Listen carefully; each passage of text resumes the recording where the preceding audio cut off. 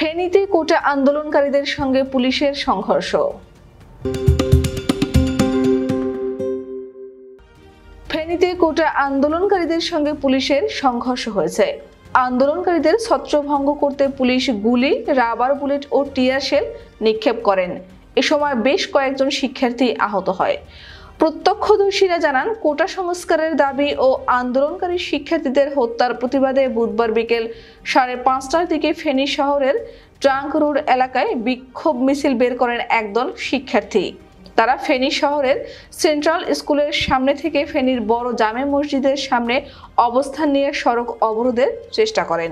Police শিক্ষার্থীদের রাস্তা থেকে সরানোর চেষ্টা করলে ধাওয়া, পাল্টা ধাওয়া ও সংঘর্ষ শুরু হয়।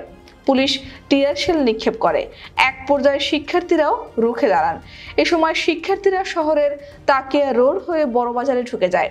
পরে আবারও দফায় দফায় পুলিশের সঙ্গে ধাওয়া, পাল্টা ধাওয়ার ঘটনা ঘটে। মুহুর্মুহু বিস্ফোরণ ও গুলির শব্দে পুরো শহরে আতঙ্ক ছড়িয়ে পড়ে। আহতদের মধ্যে শাহজাহান চৌধুরী নামে একজন পথচারী ছাড়া অন্য কারো পরিচয় জানা যায়নি।